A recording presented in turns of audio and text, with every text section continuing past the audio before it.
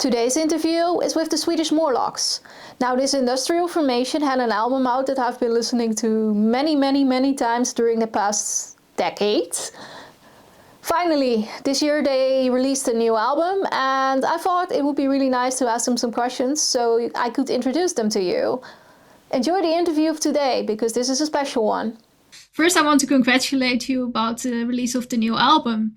And I was wondering if you guys could tell me a little bit about how it was created. Thank you at first. Yeah, we are very happy with it. What happened was we didn't really plan to do another one for a while because, the pandemic showed up from nowhere, and that was actually the main reason that got me started to work with new stuff, because I was working from home and, most of the world was pretty homebound. So we didn't have much of a choice, and we all have our own recording equipment. So we just started fiddling around, and all of a sudden we had a bunch of songs, and we said, yeah, let's do this. And well, we had 2 years when we couldn't do much else. So all of a sudden we were done, and we thought, yeah, this will work. And we went for it. Pretty much that, actually. So we were sort of forced into doing this by this global catastrophe. Yeah. But I think also, like from when I joined the band 10 years ago, we talked about making a new album. And then stuff happened in our lives, and things didn't happen. And then all of a sudden it was just finished. Yeah, it sort of came from nowhere, because as Sandra just said, we were planning to do it, but then we made it, we did it. And so there wasn't a master plan behind. We didn't have the detail for anything. It just came sort of, naturally. Okay. Because I think I can imagine it takes some time, as you have so much details in your songs. You tell me you have no plan. How does that work? Just add something instead? Well, Sandra, what do you say? I think maybe Johan's process is similar to mine when I create. It's just like I'm there with it, and it happens when I'm with it. So like normally, like when I record the bass guitar or when I record the chorus, it happens like it maybe tells me what to do at the same time as I like give it instructions somehow. So I think like every experience that we've ever had is just coming together. Maybe not talking from my sense, but maybe you also work in a similar way. I do. I could have put it better myself. Yeah, I mean, I sometimes used to say that I'm not doing this. There's something in my head doing it for me and giving me instructions. I'm just a pair of hands, and then my brain is some autonomous other thing that comes up with all the ideas. Because sometimes people ask me, where do you get all the ideas from? And I honestly can't answer that, because I don't know. We are just full of ideas all the time. And then we happen to have some technical skills, I would say. So, I mean, we've been doing this together for a long time. And I mean, I've been doing this for like 25, 30 years. And we played together, the three of us, for 10 years, is it? 10 years. Time flies. So, also, I think like everything that I experience influences me. I could go like walk down the street and be like, now here's a song. Yeah. And so it's difficult to say like, okay, that influence comes from, like, you can hear it. Oh, 5 years ago Johan had this musical, and you can hear that in that song. Or like 2 years ago, like this person wrote this song in another like complete different setting, or heard something. You can hear it, but it's Yeah, that's the thing. Between albums, I was involved in a musical ensemble in Gothenburg, and we did 2 musicals, stage plays, when I did recorded and arranged all the music. We based on existing musicals, but also wrote some original stuff. And that was a very, very interesting experience for me, because I had to work with so different music from what I'm used to. And that gave me a lot of new skills, I would say. But I wouldn't say that other music inspires me that much. I mean, I take most of my inspiration from books, movies, and the world. And I mean, there's so much happening in the world right now. Most of it is quite bad at the moment, I'm afraid to say. But still, I mean, as Sandra put it, walking down the street and just looking around and feel whatever there is around us can in fact create a song somehow. And I can't explain why or how. Oh, it sounds almost like you're creating like a sort of diary in that sense. Yeah, I would say that. And the thing is why we work so well together. I mean, I've been played with other members before, but since the three of us, I have to say there's actually four of us now because we have another guitar player that joined quite recently. He's amazing, but he wasn't on the album. So I would say that I have never played with such a great bunch of people before because we think alike and we have the same ideas, but we have different ways of putting them down, and we complete each other, I would say, because we have the same goal and we have different ways to go there, and then we meet halfway and we like drift apart and we work differently and we record and then we put it all together. We don't know what will come out in the at the end. We don't know that, and that's what fascinates me the most because that makes it so fun. I don't sit down and start with the intro, the verse, the chorus. I never do that. I can, start in the middle or with the end or the crescendo, or whatever. I have a classical background, so I think I work very differently from, the classic rock band guy. I played the trumpet for 10 years, so, I've been playing all the big masters and all those guys. So I think I work differently from, a lot of other musicians.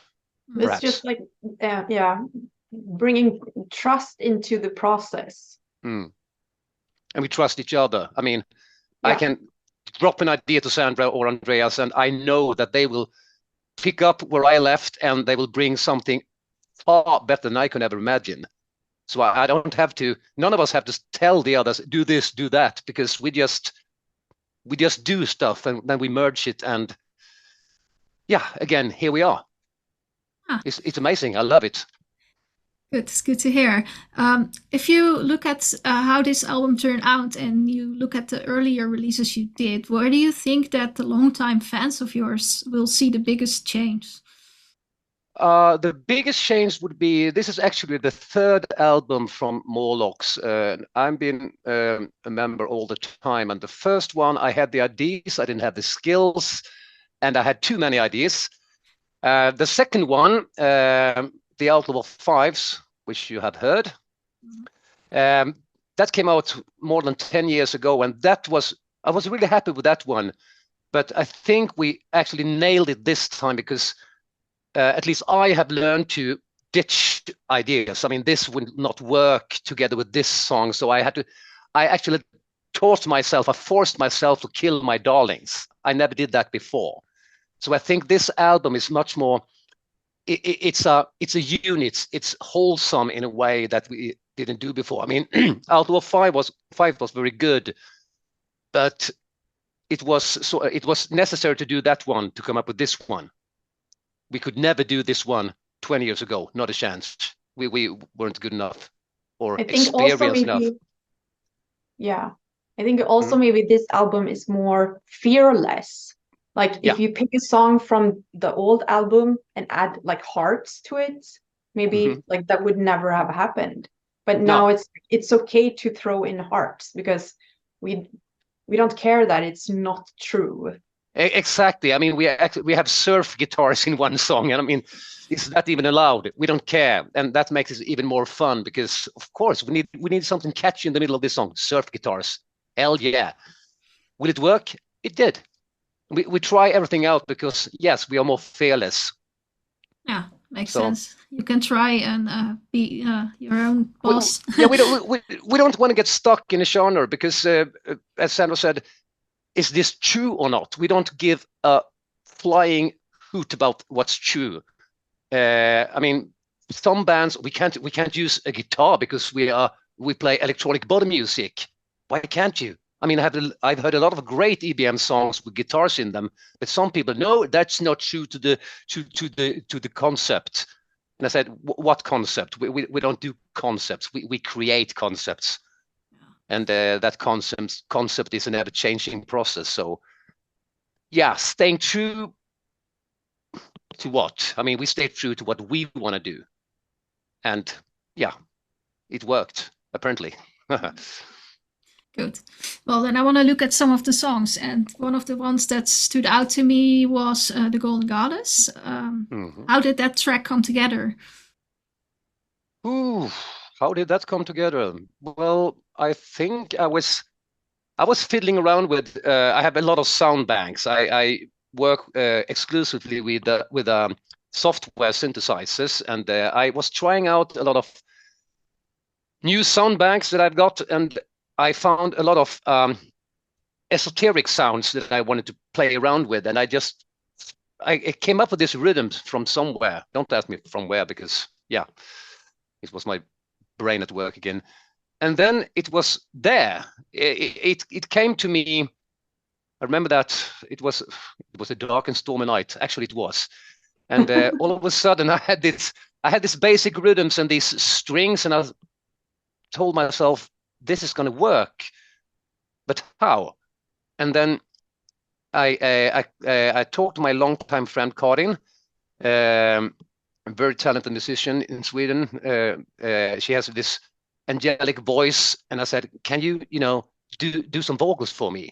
I did some stuff for her album, so we have worked together before, and I wrote the lyrics, and I was sitting down when she sent me the first snippets, when she tried out the recorded vocals, and I was like, oh god damn it, this is next level. And then I would like to tell you in detail how we did it, but again, I can't. I mean, it came to me, and then we met, and we added the bass and the guitar and the choirs and lyrics, and yeah, and there we were. And I think also you played. Sorry. Yeah. You played around with all the guests that was going to be on the album. Yeah, And exactly. originally, I tried singing the vocals because I think you at least had written parts of the lyrics, and I was like, no, it's not going to work with my voice. So then, somehow down along the road, you're just like, Karin. Yes, that's the thing. The best Sorry, idea ever. And when we sang together, our voices really matched up in the end. Yeah. I mean, there's a really powerful ending. I think we are 5 or 6 people singing the ending choruses, because I called in a few friends of mine with really, really talented singers with these really trained male voices. So we put together a choir. We had tried that before when we did this battery cover some years ago. How many were we then? 25? Yeah, I think we were 25 singers that did this huge chorus on the battery cover, the black metal band Battery. Yeah. So we were kind of, we knew how to do it because we had played around before.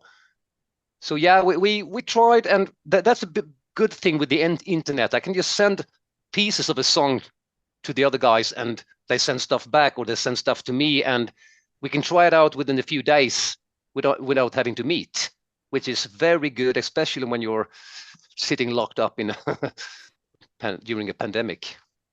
And yeah. I mean, it doesn't work with all types of people, because some people really need to meet. I'm very individualistic, so I like to just like throw myself into the work and then just see what happens. If I have to go to a place, meet people, it wouldn't happen the same way, and I couldn't just like tap into the creativity whenever I wanted. But I needed to wait for it to happen. So yeah, it's kind of forced, you know. We are meeting here today, and we have to write a song. I mean, I couldn't do that. Within 2 hours, we need to have the basic for a new song. Probably you could, though, but well, yeah, but I wouldn't like it. I wouldn't like it because, I mean, I have walked. Sometimes I wake up in the middle of the night with an idea, and I just have to go and launch my computer and, you know, put some stuff down, because I will have forgotten it in the morning. And I have so many weird snippets, like when I come home, well, if I'm been out drinking and I'm walking home and I get this idea in my head and I have to put it down before I go to bed. And so I have so many snippets that even I can't understand them. What was I thinking? But some of them works and some don't. So yeah, pretty much that. Good. I guess. I was also wondering a little bit about the track I Am the Payload, because it's like super catchy and it's like the one that always sticks in mind all day. Can you tell me a little bit about that song? Yeah, that is a banger. We played it live a couple of weeks ago, and we realized that, wow, this is so much better than we first thought. It's very catchy. I have a friend, a cosplayer, and she has a lot of different roles she plays, and one of them is actually an intergalactic bounty hunter. And I had that somewhere back in my head. And I kind of like the concept with a cool female bounty hunter, and who she's going to chase. She was hunting this guy, and I had to make him a total loser because he's so full of himself. He thinks he's the coolest guy in the galaxy, but everyone can see that he's just, well, he's a loser. He's constantly drunk and he steals spaceships for a living, and he's in love with this bounty hunter, and she doesn't love him back at all because she thinks he's a goddamn creep. So that's what the basics. I thought that was a funny story, and we were actually in talks with Sig Sputnik to join us on that one because we played with them some years back. But unfortunately, he said yes at first, but yeah, the schedules didn't mix up. We couldn't do it, so we did it ourselves, and I think that was for the best actually, because we made it our song instead. So I think the song came from the lyrics, which is not the usual way I work, but this time it did. I had the story, I had the concept, female bounty hunter and this creep. I mean, he hopes maybe she loves me a little. She doesn't at all. Take it from me, I know. So it's in a way about like someone's love life, right? Yeah, could be. And I mean, when I got the lyrics and when you had sung in what I'm supposed to sing afterwards, originally sometimes it's like that. I'm like, I don't know how I'm gonna make it work.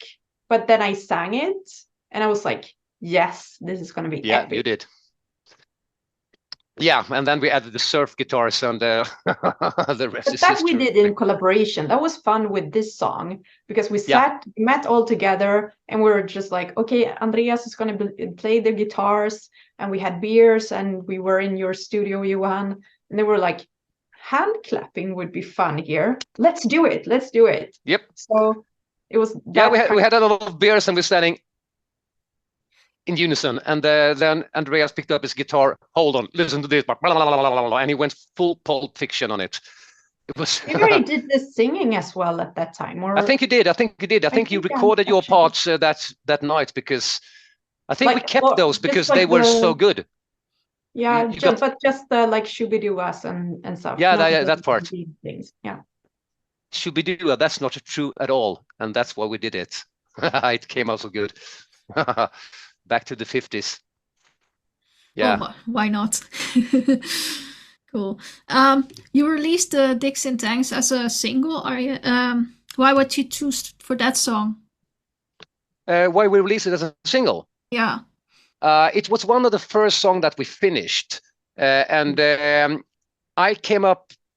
I was bored because it was still a lockdown, and I thought we should make a video, but we can't do that because we can't meet, because Sandra and I are the only ones living in Gothenburg, and the guest singer Ante, he's the lead vocalist of Dark Funeral and Gra, good friend of mine, great singer, and he did his parts while sitting in South America, in Chile, Santiago. I mean, halfway around the world, on the other side of the planet. So how do we make a video with all people spread out like that? And I thought, yeah, we tape an iPhone to the wall and just do stupid stuff in front of a sheet, and then we mix it up with a lot of clips from wars, and they are plenty, believe me. So we didn't need to meet up for that one, so it was very easy to do it, killing time.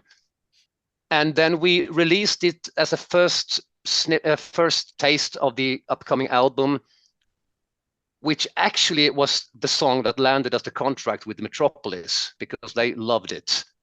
So that little idea, passing time thingy, turned out to be the best idea we had. So yeah, it was a good thing to do. Yeah.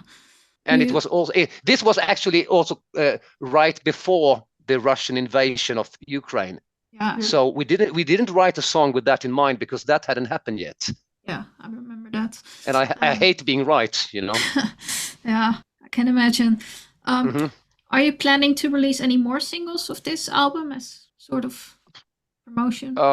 We haven't talked about it. No, we haven't. We are actually doing another video right now.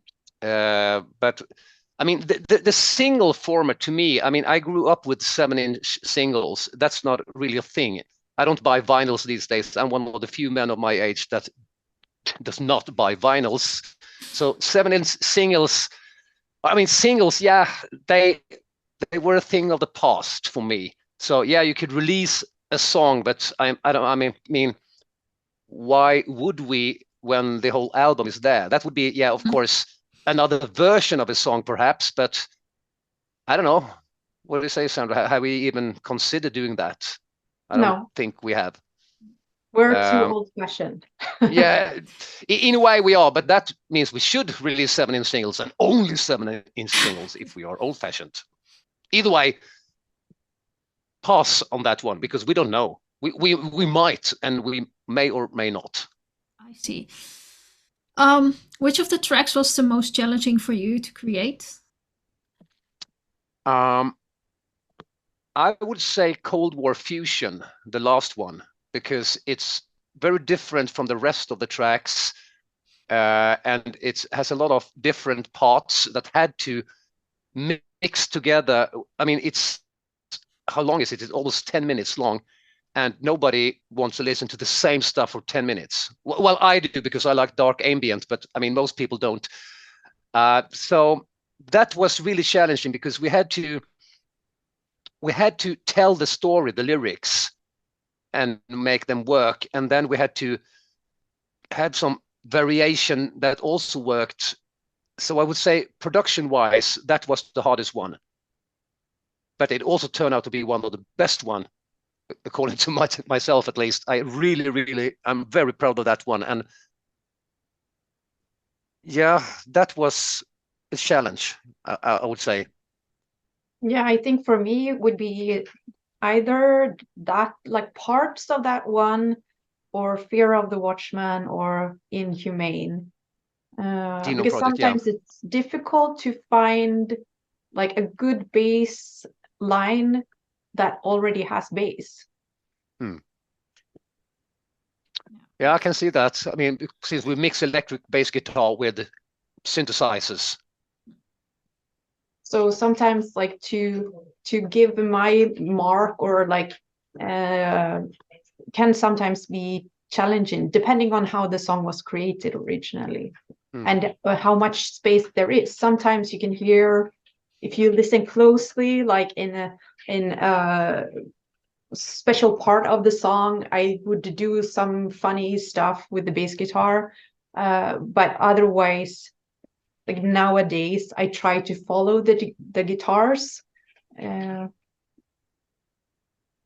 also to make sure that it doesn't, like, it's difficult also to mix it in so that it's there, you can hear it, it still adds something, but the other bass is also there.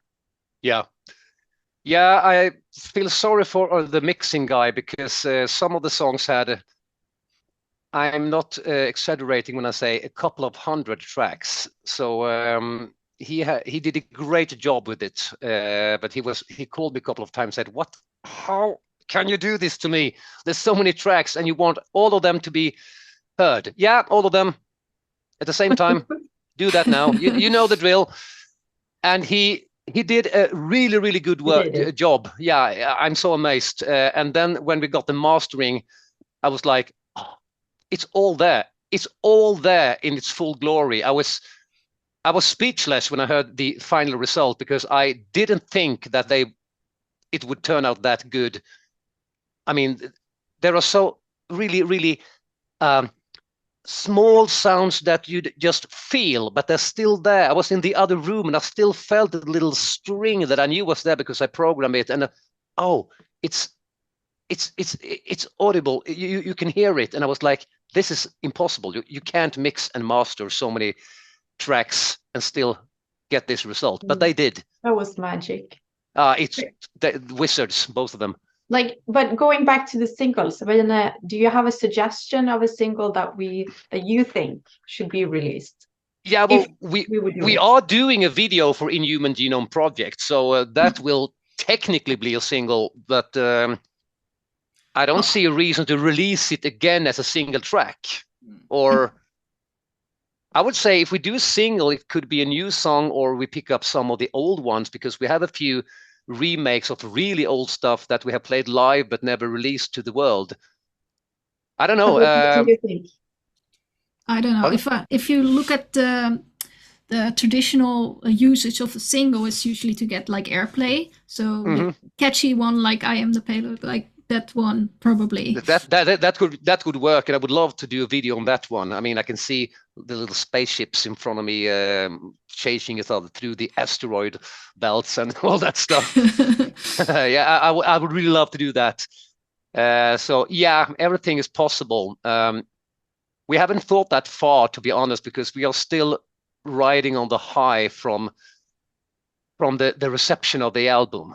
Yeah. I mean, we 5 months ago, half a year ago, we didn't even have a contract. And when we got the contract, we were done with the album, so we could send the album to the label the week after the contract was signed, and then it was released in October, and now we are in the middle of November. So we haven't processed this just yet, to be honest. It all happened so fast. It's almost too fast. Well, you did, what was it, the release show recently, right, in Gothenburg? No, we're having it in a couple of weeks. Oh, okay. Yeah. They had to, we can go official with this now because the label did. The first print of the CD was a botch, because somehow the print shop, they messed up somehow. We don't know how, but 2 of the tracks were playing at the same time. There are 13 tracks, but were only 12 on that edition, and 2 of the tracks were playing at the same time. So they have to destroy the whole batch. Oh. Yes. Like a technical improbability that would happen. No, that's impossible. You have to actually have to work for it. I mean, yeah. That's not a thing that happens by mistake. So somebody messed up. We don't know who. It was not one of the label guys. It was someone that did the job for them. So they have to destroy, I don't know how many. So the physical copy came out this week to the stores. Yeah. And then we're going to have the release party in Gothenburg December 9th, which was the only weekend that we all could gather together this fall. So maybe a little bit late, I don't know. But yeah, that was the only one that worked for us. So we had one show so far a couple of weeks ago on this festival up north, and that was really, really nice, amazing audience. They were holding hands and singing along, and I was so moved. It was a lot of people, and they were wonderful.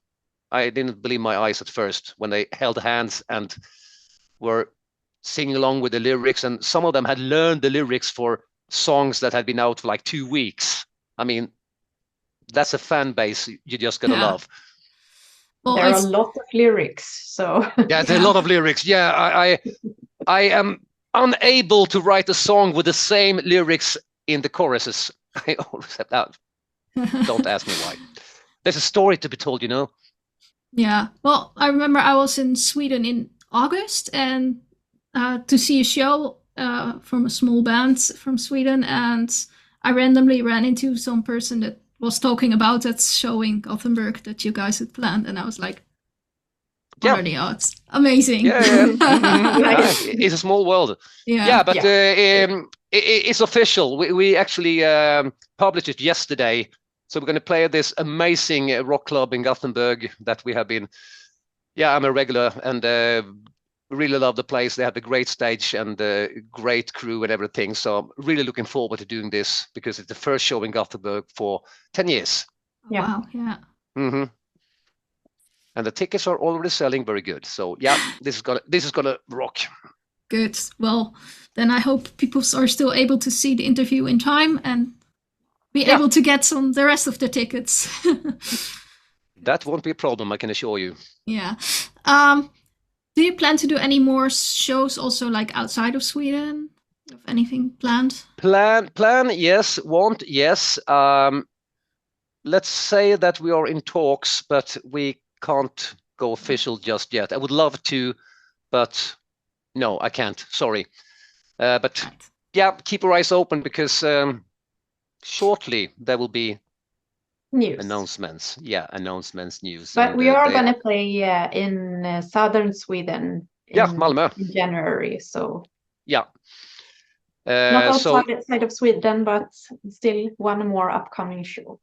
And we have a really good network all over the world. So, I mean, we know so many bands and promoters and stuff like that. And as I said, 6 months ago, we didn't know that we're going to be where we are right now. So we haven't really planned in advance for this because it happened too fast. And I mean, yeah, we are looking at many different possibilities, but it would be unwise to go out officially here and now. Even if we would love to, we can't. Sorry.